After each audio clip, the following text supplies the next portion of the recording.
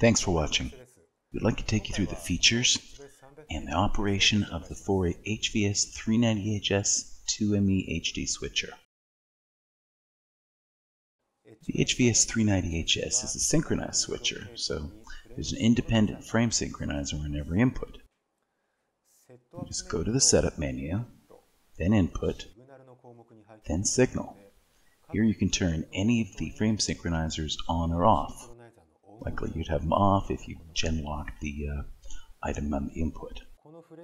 The frame synchronizers can also be used as still stores, which gives you a tremendous amount of stills on hand by the simple click of a bus button.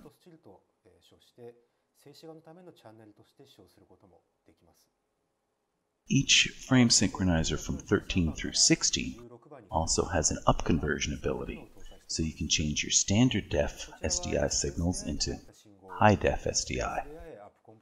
Along with this, we can also change the type of aspect ratio correction you're using in SD to HD.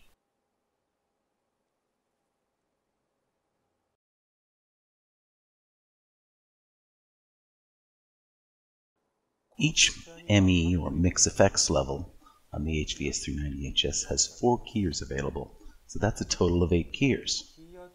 Each keyer has the ability to work with a key and a fill signal, or use luminance keying. In addition, there's 2 really high-end chroma keyers. The chroma keyers have advanced settings and are really easy to use. Another important feature of the keyers is that there's a 2.5D DVE attached to each keyer. As you can imagine, these can be used for repositioning graphics,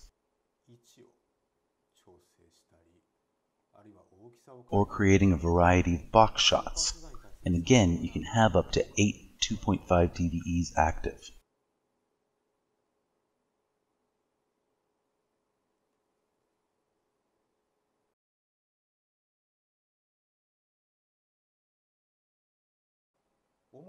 The HVS-390HS has 8 aux buses. This is where we would assign program, preview, clean feed, look at a key signal, or view any of the primary inputs. In addition, keys can be assigned to some of the aux buses. This allows you to have a completely secondary output with a different key from your program out. Here you can see us assigning some keys. Another great feature about this is on the aux buses you can do wipes or dissolves, and even some basic DVE effects. This means your auxes can become completely separate outputs, great for powering secondary monitors on set or when doing a multi-screen play. Perfect for broadcast television or live staging. Using an aux remote control, a second operator can actually control your on-screen displays or your projection.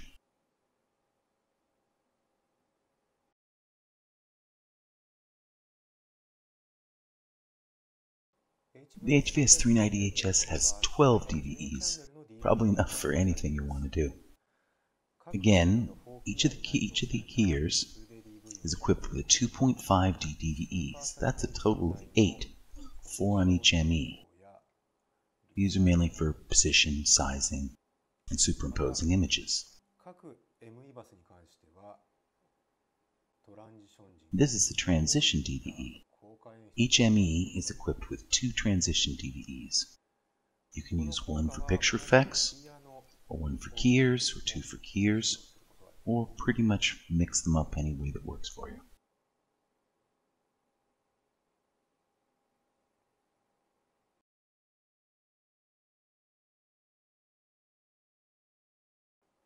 In addition to the still stores that are connected to each frame synchronizer, switchers equipped with 4 dedicated still stores. Now for these, you can bring images in 2 different ways. JPEG and Targa files can be imported from the USB memory, and on-air images can be captured from the program, preview, or clean buses. The HVS-390H has 6 channels of built-in frame memory. Still images that are saved can be restored automatically during the unit's startup process. Still images can be switched when a bus is switched, or when still store functions are used in conjunction with the aux transitions.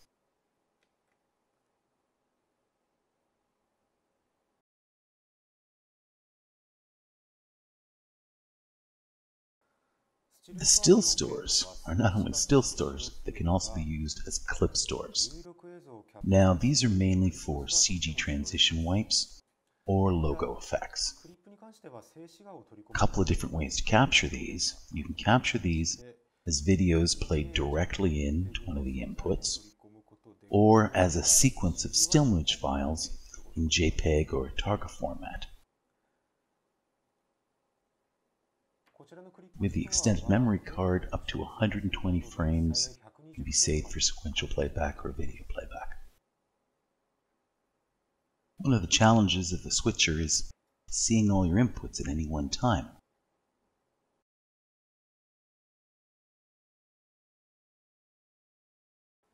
The HVS-390HS has two built-in multi-viewers.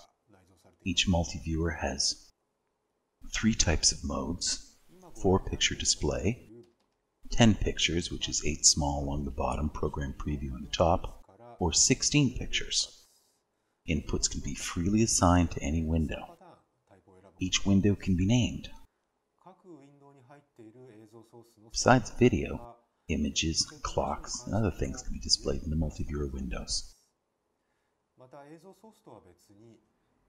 The unit comes with a dedicated HDI output that's often used for the multi-viewer purpose.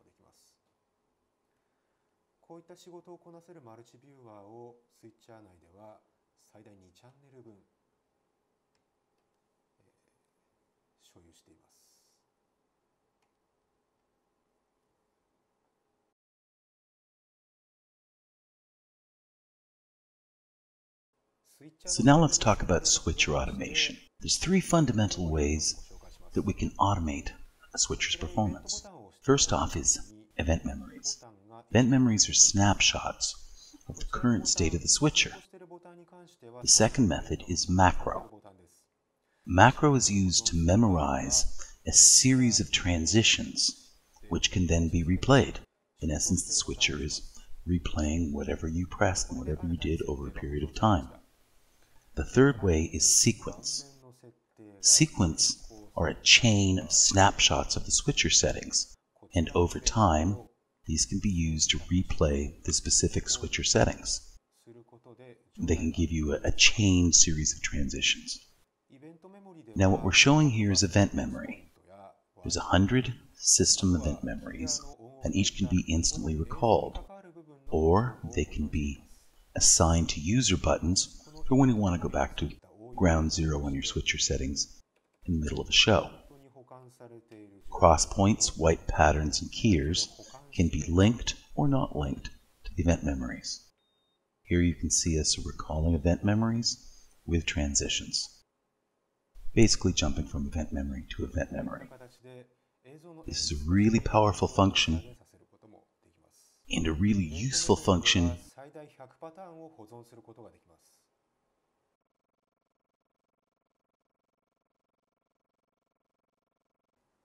So the next method of automation we're going to talk about is creating a sequence. As mentioned, we take a series of snapshots. Here we're storing a keyframe. And then we'll move to a new position, which will be our next keyframe snapshot. And we can replay these sequences at will. There's our last snapshot. 1, 2, 3.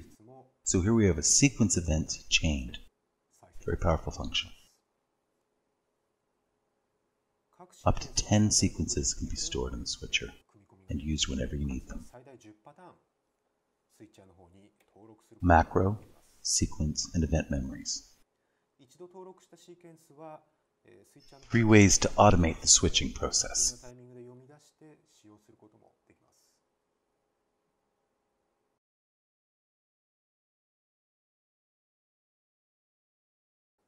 One of the great features about the HVS-390HS is just the amazing number of ways you can control the switcher. Here we're showing the web-based GUI. That's in addition to many different control panel types and a variety of aux control panel types. Now here we're showing the home page of the web-based control. All you need is a browser. Here we're going into the setup menu. The web-based control is a really good way to do all your initial settings because it gives you everything on one screen. Now we've jumped into the white pattern selection and back through home. Now we're into our bus transition section. Here you can see us switching just using the touchpad. Operations can also be done with a normal computer and a mouse or a glide pad.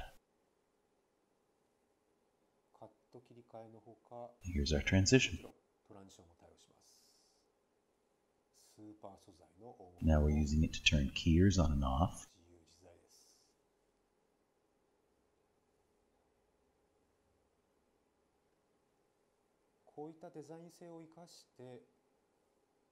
Here we're going to show you how we can set up a matte background. First, we're going to choose our color.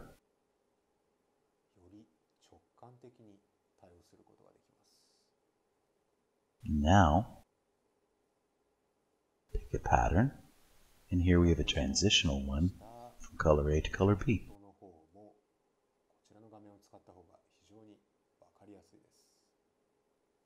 Thank you for taking the time to learn a little bit more about the 4A HVS-390HS switcher.